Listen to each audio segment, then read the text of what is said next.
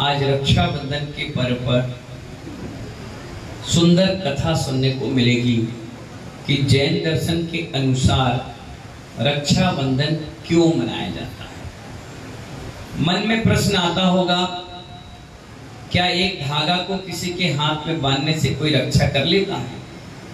नहीं, धागे के साथ जो मन में संकल्प जाता है वो संकल्प आपकी रक्षा कराता है। सही मायने में भाई से ज्यादा क्लोज और घर में सबसे ज्यादा कोई रक्षा करने वाला होता है तो एक स्त्री का उसका पति होता है। कायदे से रक्षा सूत्र जो राखी आप बाजार से लेकर आते हो, भाई को नहीं, सबसे पहले अपने पति को बांधना चाहिए। इसलिए बांधना चाहिए, अगर आज आप बीमार हो जाओ, अगर आप कहीं गिर जाओ, कहीं आप बेहोश हो जाओ, तो आपको भाई बचाने नहीं आएगा। सबसे पहले कौन आएगा? सबसे पहले पति, माँ, ससुर, बच्चे, ये काम आएंगे। भाई तो सिर्फ देखने आएगा और देखकर हाल चाल पूछ कर चला जाएगा। ये तो व्यवहार की दृष्टि से है, लेकिन महानुभाव जैन दर्शन के अनुसार रक्षाबंधन क्यों मनाया जाता है? आज से कई वर्ष पहले, कितने वर्ष?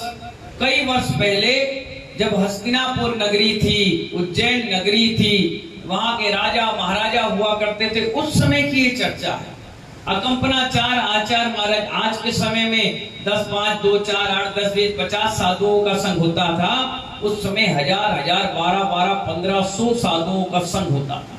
सारे नगर में आहार होते थे, सारे लोग धार्मिक होते थे, लोग मुनियों की सेवा, वैया व्यक्ति, उनके प्रवचन, उपदेश, दीक्षा, संयम, त्याग, तपस्या और समाधि संलेखना के लिए इतने तत्पर होते थे जैसे आज के समय में व्यापारी बनने के लिए, आज के समय में हीरो हीरोइन बनने के लिए लोग आगे बढ़ते थे, ऐसे उस समय लोग त्यागी, तपस्वी और मुनि बनने के लिए आगे बढ़ते थे। जैसे आज फौज में हर 10 घर छोड़कर एक व्यक्ति फौज में होता है, ऐसे पहले हर 1-2 घर छोड़कर हर व्यक्ति साधु होता था। ऐसी परंपरा थी। उसी परंपरा का निर्वाह करते हुए महानुभाव उज्जैन की घटना है ये। उज्जैन जानते हो? इसी मध्य प्रदेश की, जहां भोपाल के आगे आप जाओ उज्जैन, उस उज्जैन में एक श्री वर्मा नाम के राजा रहते थे। कौन से? श्री वर्मा। बढ़िया अच्छे थे, मस्त थे, खूब अच्छे शासन प्रशासन में अच्छी पकड़ और सबके प्रति न्यायप्रिय और बड़े वात्सल भाव, सीधे सच्चे थे। उनके राजपाट को संभालने वाले 4 मंत्री थे, जिसका नाम था बलि, नमूची, प्रहलाद और बृहस्पति। क्या नाम था? बलि, नमूची, प्रहलाद और बृहस्पति। और चारों के चारों बड़े चतुर, एक पर एक 11 थे। जो भी काम ना हो पाए वो काम तुरंत कर देते थे। इतने शातिर थे, बहुत जबरदस्त, लेकिन अपने आगे वो किसी की नहीं चलने देते थे। वो जानते थे कि हम चारों ही बुद्धिमान हैं, बाकी सब मूर्ख और बेवकूफ हैं। अब देखिए, चारों के चारों जो बात कहते राजा उसको मानता। भाई स्वाभाविक है, एक व्यक्ति कहेगा, 2 व्यक्ति कहेगा, तीसरे कहने में आपको भी हाँ में हाँ कहना पड़ता था। राजा बहुत खुश था, मस्त था। तभी अचानक वहां पर अकंपनाचार आदि 700 मुनिराज का आगमन हुआ।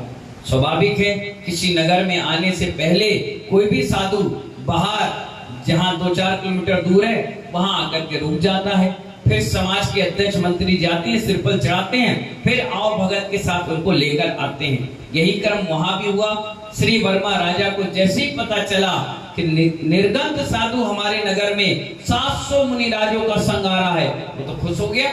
7 कदम चलकर नमस्कार किया, खुश होकर के पूरे ग्राम में हल्ला करवा दिया कि कल हम सभी लोग मुनियों के दर्शन करने जाएंगे, आचार मानस से मिलने जाएंगे, उनका आशीर्वाद देने जाएंगे, क्योंकि धार्मिक राजा था। ये बात उन चारों मंत्रियों को पता चली।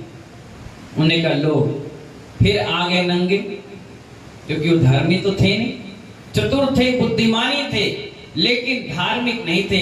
कहने लगे लो आगे नंगे, अब इनका प्रवचन होगा, हमारा राजा इन्हीं पे मोहित हो जाएगा, अब हमारी चलेगी नहीं, दिन भर गधे और घोड़ों की तरह काम करना पड़ेगा, सम्मान राजा को मिलेगा, अपनी कोई चलेगी नहीं, अपन को कोई पूछेगा नहीं। एक काम करते हैं, राजा से मिलते हैं, और किसके पास चले गए? श्री वर्मा राजा जी के पास गए और राजा जी से कहा, राजा जी आपने क्या अनाउंसमेंट करवाया है? उन्हें कहा, आचार्य महाराज हैं, उनके दर्शन करने जाएंगे। अरे ये कोई महाराज है, ये नंगे भूखे हैं, इनके घर में खाने पीने नहीं मिलता, ये बेकार है, इनको कोई ज्ञान नहीं आता, कुछ भी नहीं होता, बेकार है। अरे बिल्कुल कोई मतलब ही नहीं है। जो जो अपशब्द कहना है उन्होंने सब राजा को कह दिया, लेकिन राजा तो राजा था। उन्होंने कहा, नहीं हम तुम्हारी नहीं सुनेंगे, हम तो जाएंगे, क्योंकि मुनि भक्त कितनी ही बुराई आप करो बिल्कुल नहीं सुनता, उल्टा वो सामने वालों को इतना प्रभावित करता है गुरुओं की त्याग तपस्या और बलिदान के बारे में सुनाकर कि सामने वाला खुद पानी पानी हो जाता है। एक बार एक आचार्य महाराज के पास एक जेंट्स आया और किसी और साधु की बुराई करने लगा।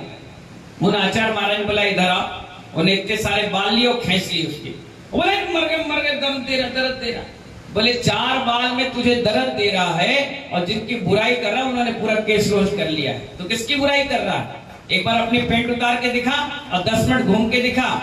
अपनी बीवी अपनी माँ के सामने तो पेंट नहीं उतारेगा, तो संसार के सामने नग्न विचलन करने कितनी बड़ी वासना को उन्होंने पकड़ कर रखा है, दबा कर रखा है। ब्रह्मचर्य का कितना बड़ा साधना कर रहे हैं। हर व्यक्ति इस साधना में उतर नहीं सकता और तुम बुराई कर रहे हो, शर्म आनी चाहिए तुम्हें। उन्हें डांट के भगा दिया। उसके बाद वो व्यक्ति आज तक किसी के सामने बुराई नहीं करता। और आप बुराई करने वाला अगर बुराई कर रहा और आप सुनने लग गए महानुभाव, तो उसको बल मिल जाता है, चलो मुझे कुछ सुनने वाला मिल गया। और कहा गया है सुनने वाला सबसे बड़ा पापी होता है सुनाने वाले से ज्यादा। इसलिए महानुभाव उन्हें खूब बोली, लेकिन राजा मजबूत था। उसने कह दिया, नायक मैं किसी की नहीं सुनूंगा और मैं तो मुनियों के पास जाऊंगा, दर्शन करके आऊंगा और देखूंगा। और चला गया।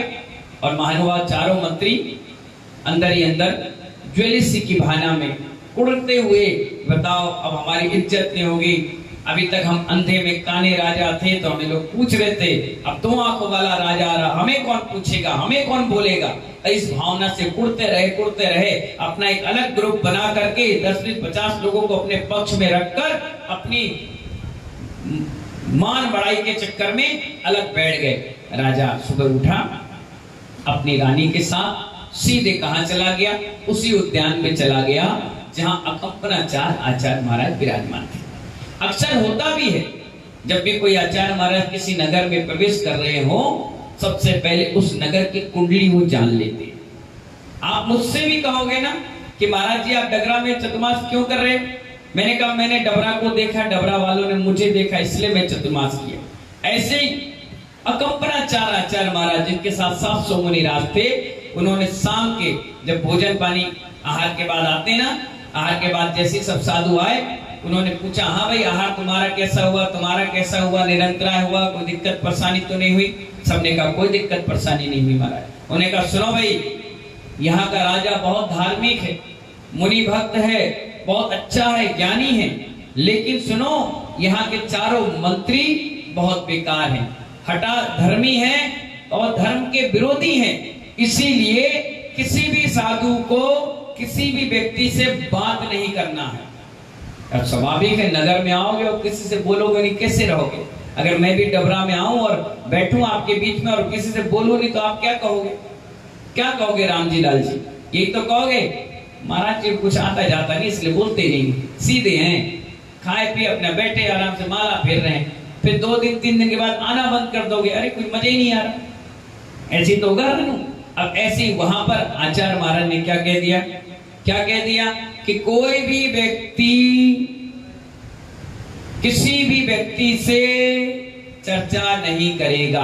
अब गुरु आज्ञा तो सिरोधार। सारे साधु बोले ठीक। और सुनो, कोई नमोस्तु भी करे तो आशीर्वाद नहीं देना है। अब बताओ, बात नहीं करते चल जाता, इशारा नहीं करते चल जाता, लेकिन महानुभाव कोई नमोस्तु करे दीपक भाई और मैं कहूं नहीं आशीर्वाद, तो तुम बोलोगे नहीं, बड़े प्राउडी हैं, बड़े घमंडी हैं, कुछ बोल ही नहीं रहे। मन में विकल्प आएगा ना। फर्स्ट टाइम आए हो आप भी, फर्स्ट टाइम हम भी आए हैं। फर्स्ट इंप्रेशन लास्ट इंप्रेशन होता है। बस आचार्य महाराज की आज्ञा सबने मान ली। एक मुनिराज आहार करने में लेट हो गए, तो उनको पता ही नहीं था क्या बात हुई। वो आए और अपनी सामायिक में, जैसे सब लोग सामायिक कर रहे थे वैसे सामायिक करने लग गए और वो आहार करके धीरे धीरे धीरे आ रहे थे। यहां सारी बात हो गई और खत्म, ठीक है ना। अब क्या हुआ, राजा सुबह सुबह कहां आया, महाराज के पास उद्यान में। जैसे ही घुसा सब लोग यूं बैठे, राजा बड़ा हैरान, इनके पास गया, उनके पास गया, उनके पास गया, लेकिन किसी ने भी कोई भाव नहीं दिया, पूछे नहीं कौन हो क्या। भाई स्वाभाविक है, आपके नगर का कोई व्यक्ति बड़ा आदमी अचानक पहुंचे और महाराज कोई भाव ना दे तो उसको सबसे ज्यादा यहाँ लगता है, अरे मैं नगर का सेठ, मैं नगर का अध्यक्ष, मैं नगर का मैं ये, और मुझे ही नहीं भाव दे रहे, तो गुस्सा तो आएगी। लेकिन राजा को गुस्सा नहीं आया, गुस्सा अच्छी बात, बहुत बढ़िया, क्योंकि वो धार्मिक था, धार्मिक था, बहुत सुंदर तरीके से सबकी वंदना किया और बैठ गया। लेकिन मंत्री बड़े चतुर थे, उन्हें धीरे से कान में बोला, देखो हम पहले कह रहे थे कि खाने के लिए महाराज बने, इन्हें कुछ नहीं आता, ये ऐसे ही है, इनको कोई नहीं पूछ रहा, इनसे कोई नहीं बोल रहा, इसने हाथ पे हाथ धर के बैठ गए और हम जैसे ज्ञानी आए हैं इसलिए हमसे वार्तालाप करने में डर रहे हैं, ये चुपचाप बैठे, इनके गुरु भी चुप बैठे, देखो एक साथ बैठे सब, कोई बोल ही नहीं रहा। राजा को बुरा लगा, बात सही है, मैं आया बैठा आधा एक घंटा बैठा रहा, मुझसे कुछ नहीं बोले, चलो भैया उठाओ अपने लाव लश्कर और लिए और वापस चले आए। इतने में जो साधु आहार करके धीरे धीरे आ रहे थे, राजा तो चला गया, वो इस रास्ते से गया, साधु इस रास्ते से आए। जैसे वो आए, मंत्री देखे कि चलो अब राजा तो अपनी मनोरथ पूरत हो गई, अपन को विरोधी बनाना था, उसके मन में आ गया कि हाँ साधु ऐसे होते हैं, और चला गया।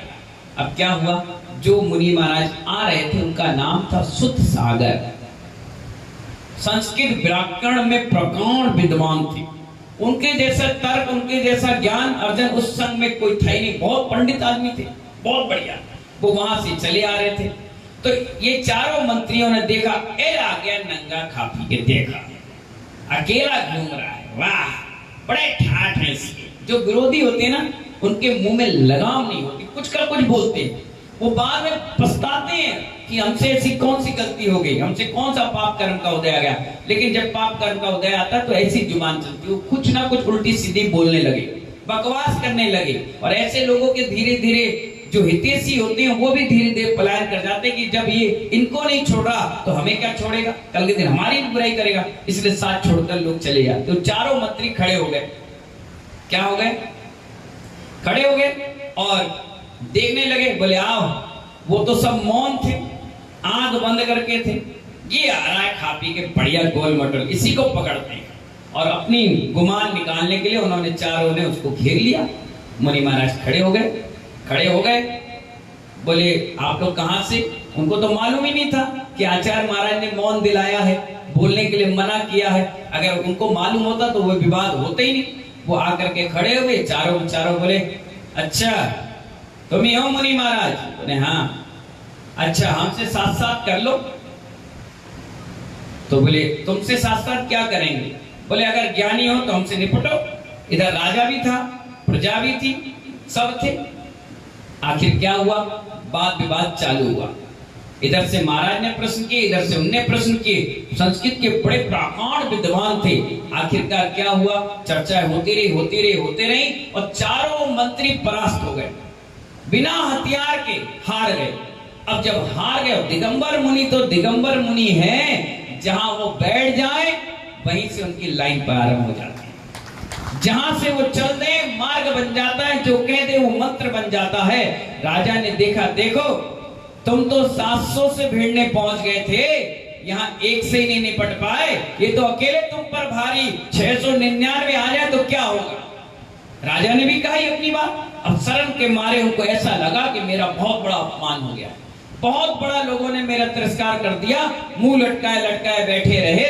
आखिरकार क्या हुआ, राजा बोला चलो हो गए तुम मंत्री बन गए, मुनि महाराज से भिड़ रहे, बताओ कितने तपस्वी कितने ज्ञानी, उनसे लड़ रहे तुम। हट, लड़ो तो उससे लड़ो जो हथियार लेकर लड़ रहा है। कई बार मैं कहता हूं ना, तुम लोग अपने जैन में लड़ते हो, लड़ना है जाओ गिरनार में लड़के दिखाओ, जाओ महावीर जी में लड़के दिखाओ, जाओ सम्मेत शिखर में भिड़कर दिखाओ, जाओ यहाँ आंदोलन करो। अपने ही अपने में क्या लड़ना, तुम भी बनिया वो भी बनिया, वो हक बोलेगा तो भक बोलोगे, बस चुपचाप हो जाओगे। किसी का कलेजा नहीं इतना बड़ा कि वो तुम पर कभी वार कर ले या किसी को कोई कुछ कर ले। लड़ोगे कहाँ? सिर्फ अपने घर में, अपने प्रांगण में, अपने मंदिर में, अपनी सभाओं में। दम है तो कदम बाहर निकाल कर दिखाओ, तब तुम्हें पता चलेगा कितना बड़ा कलेजा तुम्हारे पास है। नहीं है तुम्हारे पास इतना बड़ा हृदय। अब हुआ क्या, लड़ भिड़ लिए, मान सम्मान बहुमान सब हो गया। वहां जो होना था, मुनि महाराज की बहुत जय जयकार हुई, महाराज बहुत खुश हो गया, मैंने चारों मंत्री को हराया, वाह देखो आज मैंने जैन दर्शन का कितना बड़ा डंका बजाया, अब मैं गुरु को जाके बताऊंगा। क्योंकि हमारे यहाँ हर परंपरा में कहा गया, कोई भी छोटी बड़ी हो बात सबसे पहले गुरु जी के पास पहुंचा दो, गुरु जी अपने आप हैंडल कर लेंगे। बस हुआ क्या, अब वो खुश होकर के अपने पिछी कमंडल लेके सीधे कहां चले आए, गुरु जी के पास। देखा वहां का वातावरण तो हैरान रह गए, सब आंख बंद करे बैठे शांत। अरे ये क्या हो गया भाई, बिल्कुल साइलेंट सब बैठे। उनने भी आसन लगाया, गुरु जी को प्रणाम किया और बैठ गए समाहित करने। इधर मंत्री आग बबूला हो गए, भाई जिसका इतने दिनों से शासन काल चल रहा है और उसके लिए कोई ईगो हट कर दे, टच कर दे तो बुराई तो लगती है। अब उसको वो चारों के चारों ग्रुप बनाकर कमरे में बैठे, बहुत बड़ी बेइज्जती हो गई हमारी आज।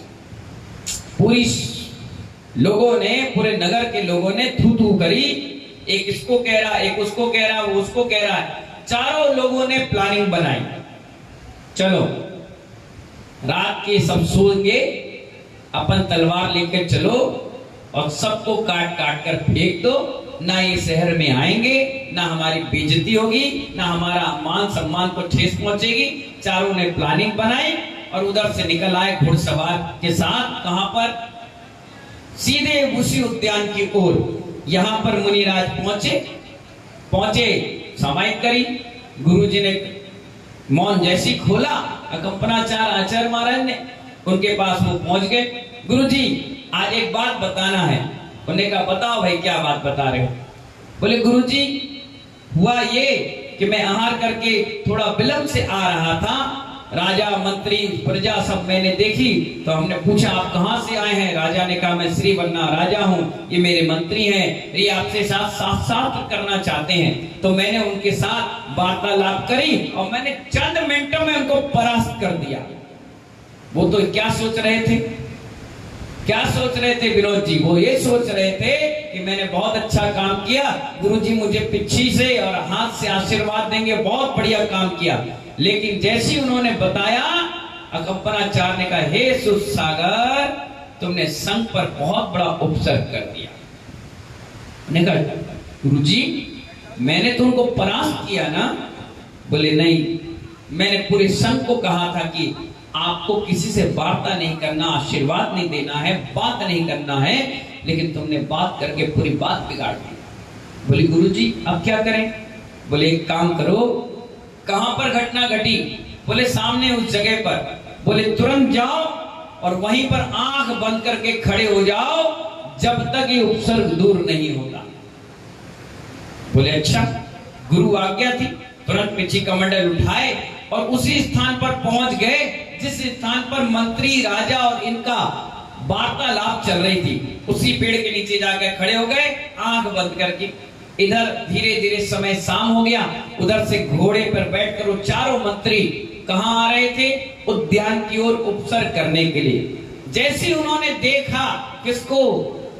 सुदसागर मुनिराज को। उन्होंने कहा देखो ये नंगा अभी यहीं खड़ा है, ये गया ही नहीं, चलो पहले इसी निपटाते हैं, बाद में उन 699 से निपटेंगे।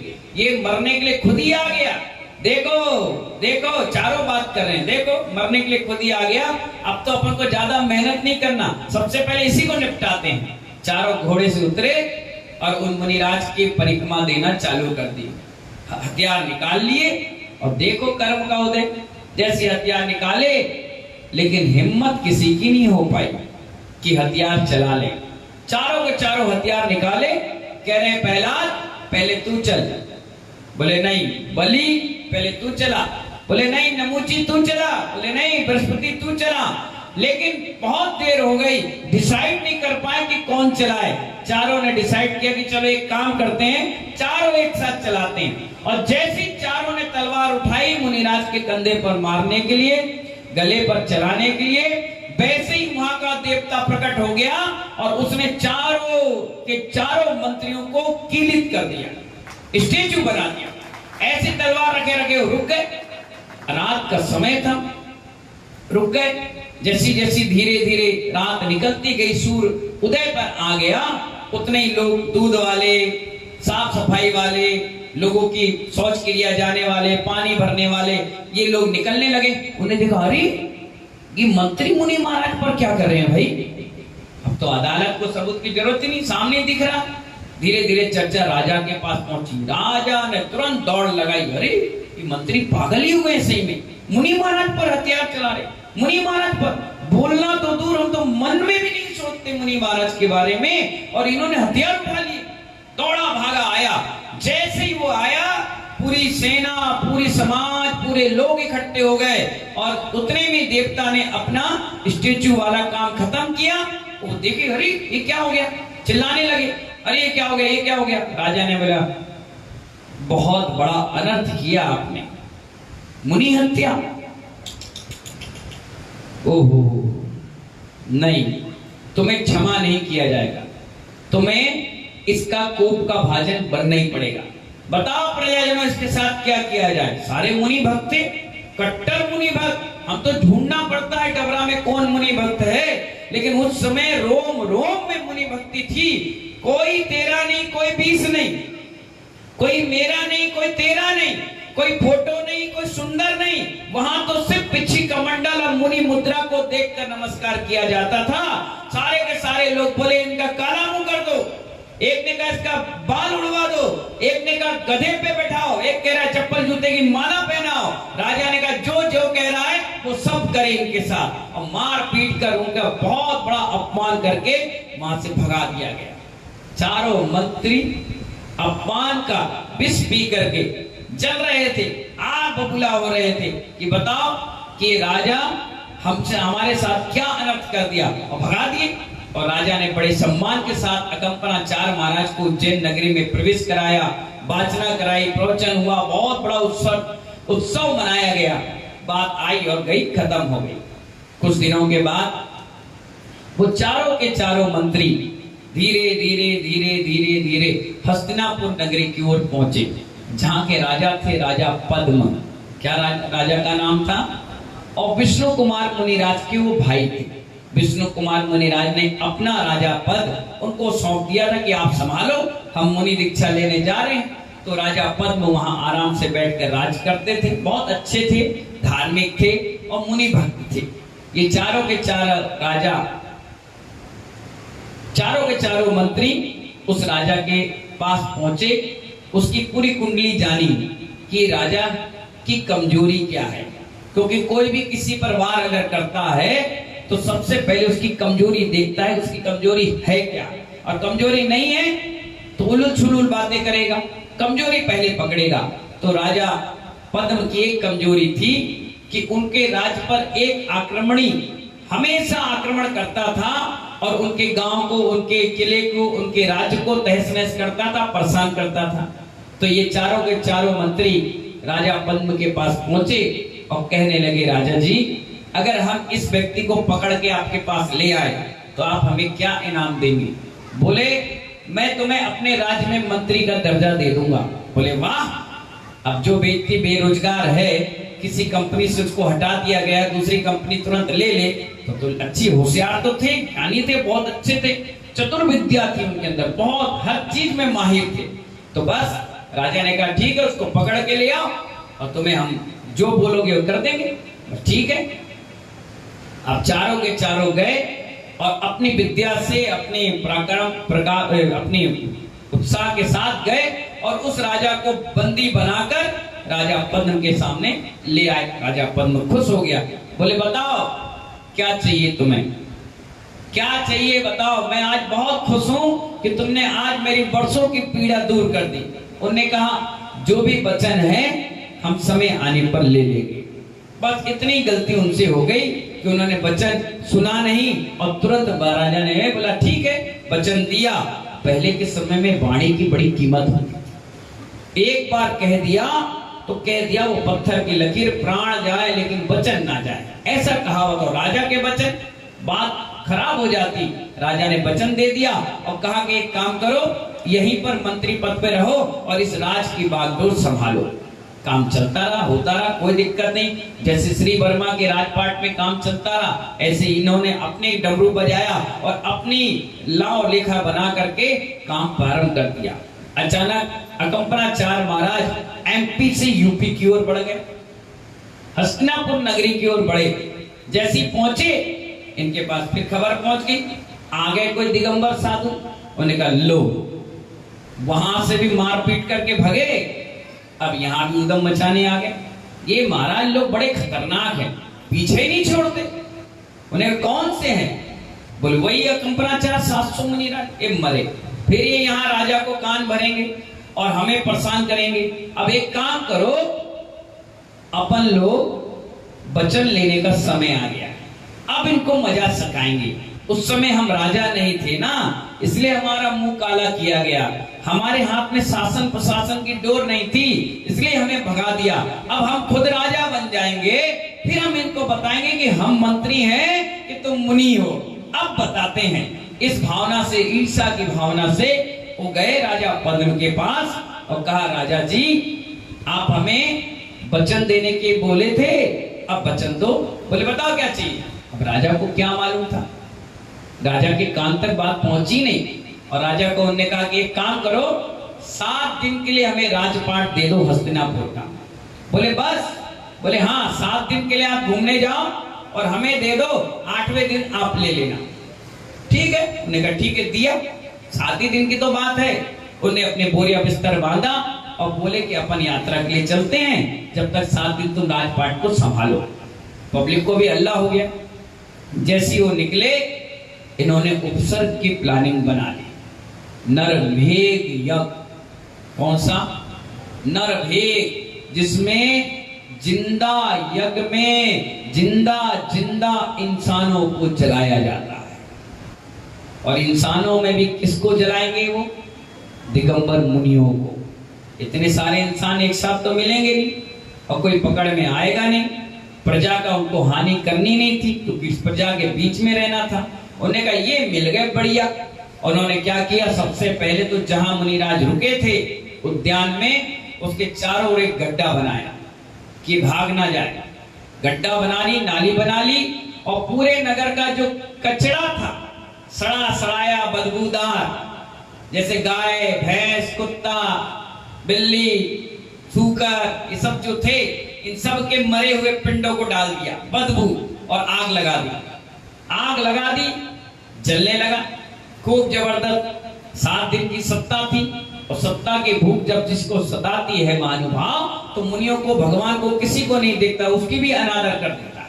अब हुआ क्या कि जब जलने लगी तो स्वाभाविक है, अगर आप थोड़ी देर के लिए कहीं भोजन बनता है आसपास खड़े हो जाओ तो आपको भी धसाक आने लगती है, अंदर से ऐसा लगता है कहां घुटन होगी। अब सोचिए, जो मुनि महाराज किसी से कुछ बोलते नहीं है, किसी को कुछ कहते नहीं है, मौन रहते हैं, साधना में लीन रहते हैं, और उनके आसपास इतना जबरदस्त 50-50, 40-40 फुट ऊंचा मलबा डला हो और उस पे आग लगा दी जाए, तो सोचिए उस उद्यान का क्या हालत हो रही होगी। धुआं, बदबू से सारा कंठ रुधिर हो गया, बिल्कुल।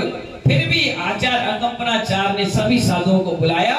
उन्होंने कहा देखो ये बहुत बड़ा उपसर्ग है साधुओं पर, एक काम करो, चारों प्रकार के आहार पानी त्याग करके आसन लगाकर सामायिक में चिरकाल पर निकल जाओ। जब तक ये उपसर्ग चल रहा है कोई किसी से कुछ नहीं बोलेगा, चुपचाप शांति से बैठकर भगवान का भजन करो और कुछ नहीं, जाओ। और सबके सब बैठ गए। इधर एक आचार्य महाराज रात के लेटे हुए थे। रात के साधु बोलते नहीं, लेकिन उनके मुख से एक तारा टिमटिमाता हुआ दिखा न। जैसी दिखा उन्होंने तुरंत देखा और मुंह से निकला, ओह, बगल में एक छुल्लक जी लेटे हुए थे। वो उठकर बैठ गए। उन्होंने कहा, गुरुदेव क्या हो गया? उन्होंने कहा, सुनो, कोई बहुत बड़ा उपसर्ग हो रहा है। निमित्त ज्ञानी थे, बहुत गजब के ज्ञानी थे। उन्होंने कहा, बहुत बड़ा कोई उपसर्ग हो रहा है, छुल्लक जी तुम विद्याधर हो, तुम फटाफट जाओ और उस पर्वत पर विष्णु कुमार मुनिराज बैठ कर तपस्या कर रहे हैं।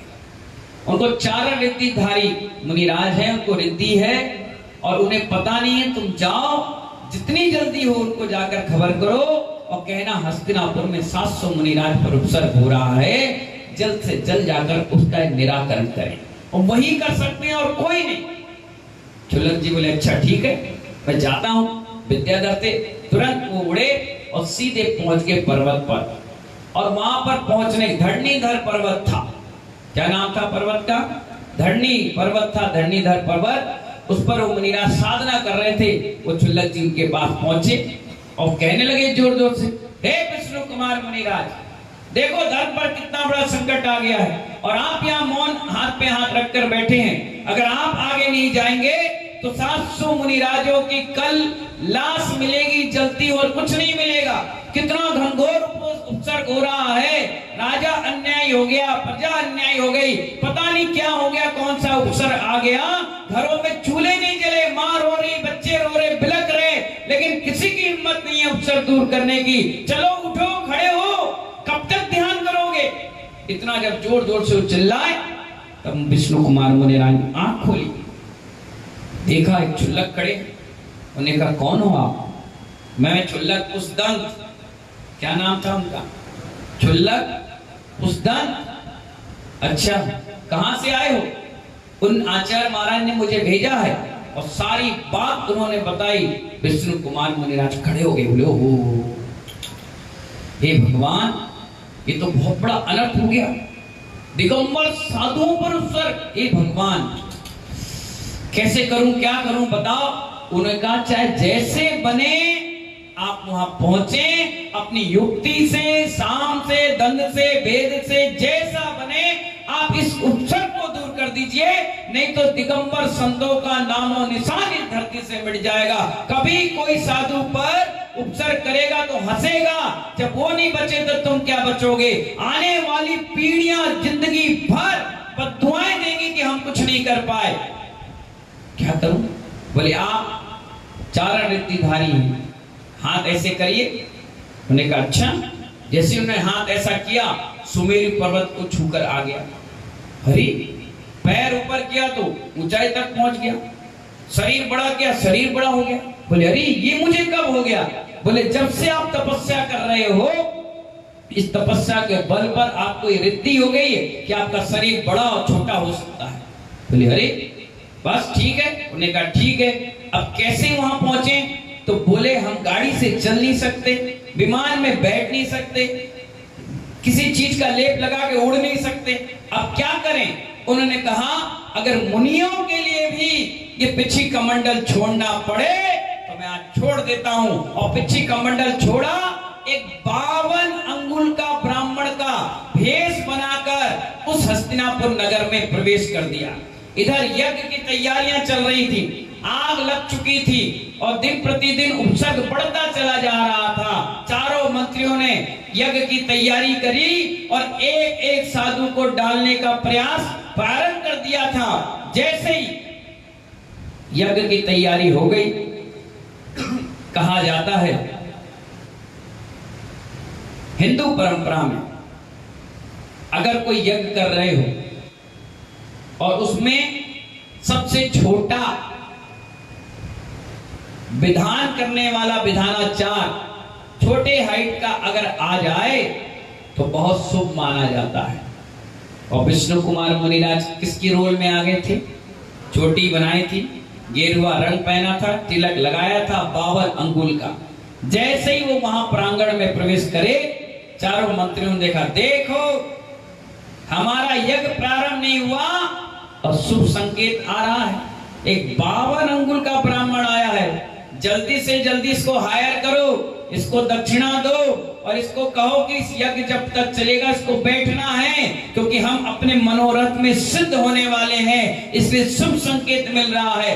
इधर वो ब्राह्मण के रोल में विष्णु कुमार मुनिराज खड़े हो गए अपना कमंडल लेकर। चारों मंत्रियों आए और कहने लगे, हे विप्र, तुम यहाँ आए हो या तुम्हें भेजा गया है? बताओ। बोले, मैं अपनी मर्जी से आया हूं। देखो, मैं पहले ही कह रहा था शुभ संकेत है, किसी ने भेजा नहीं, ये अपने आप आया है। अपने आप कोई चीज मिल जाए समझो शुभाशुभ संकेत है। हाँ बताओ, इस नरभेद यज्ञ में तुम्हें यजमान बनकर बैठना है और यहाँ पे सारी क्रियाएं करना है। बताओ क्या लोगे? जैसे राजा पद्म ने वचन दिया था, ऐसे चारों मंत्रियों ने वचन दिया। उन्होंने कहा, बताओ क्या लोगे? उन्होंने कहा, मुझे तो कुछ नहीं चाहिए। बोले, नहीं, बिना दक्षिणा के हम किसी यजमान पंडित को बुलाएंगे। बताओ तुम्हें क्या चाहिए? अभी 7 दिन तक ये राजा की सीमा हमारे हाथ में है, इस गद्दी के अधिकारी हम हैं। बताओ क्या चाहिए? जब 3-4 बार रिक्वेस्ट करी, उन्होंने कहा 3 पग भूमि। कितनी? हंसने लगे सब, ये ब्राह्मण पागल है, ये विप्र पागल हो गया है। मांगा भी तो क्या मांगा? 3 पग भूमि। बाबू नंगल का ब्राह्मण छोटा सा बच्चे की तरह 3 पग यानी कितनी सी 1-1.5-2 फुट जगह। अरे दिया जा। बोले, सोच लो, 3 पग भूमि है। अरे सोच लिया, कितनी आएगी? 3। तुम 300 मांगो तो देंगे। तो बोले, सोच लो, चारों से कह रहा हूं। बोले, चारों कह रहे हैं 3 पग भूमि दी। बोले, अगर नहीं दी तो? बोले, दे देंगे पक्का। बोले, वचन? बोले, 100% वचन दे रहे हैं। बोले, ठीक है। इधर आग चल रही थी, गांव का हालत ऐसी थी महानुभाव, हस्तिनापुर में 1400 घर थे। कितने थे? 1400 जैन परिवार थे और बच्चे रो रहे थे कि माँ हमें दूध पिला दो। बच्चे कह रहे थे, माँ हमें रोटी दे दो। फिर पति कह रहा, हमें प्यास लग रही, पानी दे दो। तो महिलाएं कह रही थी, अरे मूर्खो, इतना बड़ा उपसर्ग हो रहा है, भोजन ना मिले मत लेना, लेकिन सबसे पहले उपसर्ग दूर करना। पानी तो तुम्हें तभी मिलेगा जब हमारे निर्गत साधु पी लेंगे, नहीं मिलेगा। इतने बिलख रहे बच्चे, रो रहे, इतना गंभीर मामला हो गया था महानुभाव। और उधर बावन अंकल का ब्राह्मण कह रहा, 3 पग भूमि दीजिए। चारों राजाओं ने कहा, मंत्रियों ने, ठीक है, दी। बोले, लो कमंडल का पानी। उन्हें जैसी अंजलि में पानी लिया और उन्हें वचन दे दिया, वैसे ही विष्णु कुमार मुनिराज अपने रूप में आना चालू कर दिए। धीरे धीरे धीरे धीरे धीरे धीरे लंबे चौड़े हो गए। पहला पग उन्हें मानस्तर पर्वत पर रख दिया, दूसरा पग सुमेरु पर्वत की चोटी पर रख दिया। अब बोला, देख, पूरी धरती मैंने नाप ली। चारों मंत्री हैरान, बाबू अंकल का ब्राह्मण इतना बड़ा रूप कैसे धारण कर लिया? ये कोई बहरूपिया था क्या? मालूम कौन था? अब उन्होंने तीसरा पैर उठाया, बोला, बता अब कहां रखूं?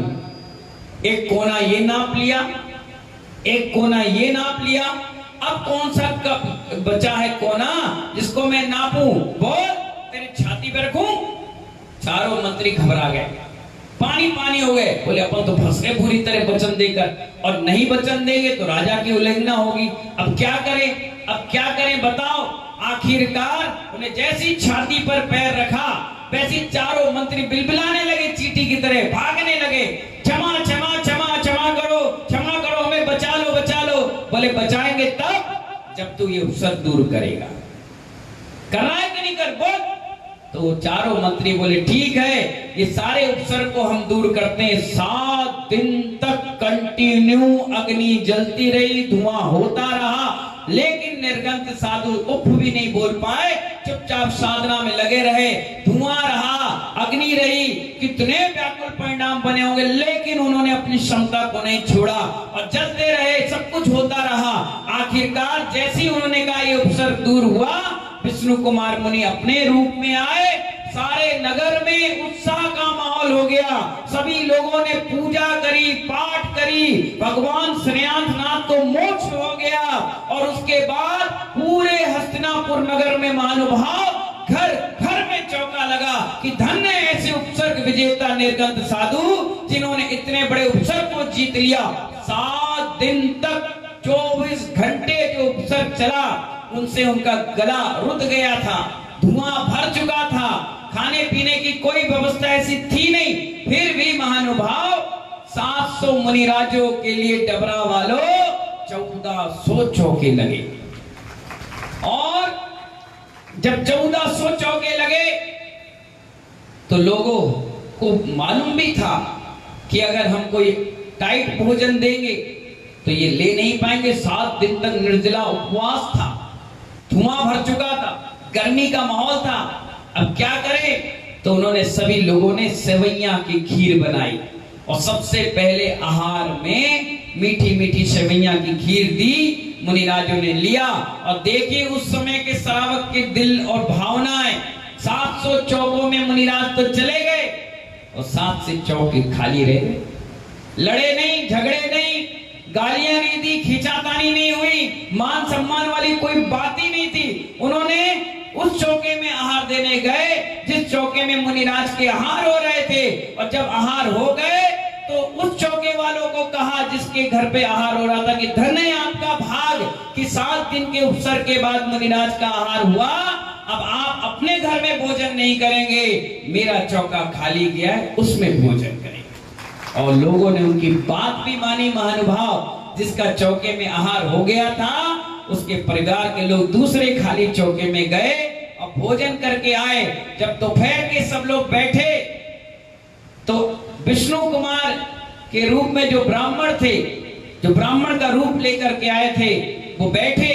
सारे 1400 लोगों को उन्होंने खूब अच्छी सी क्लास ली कि कैसे तुम नपुंसक हो, कैसे तुम लोग हिजड़े हो, बताओ।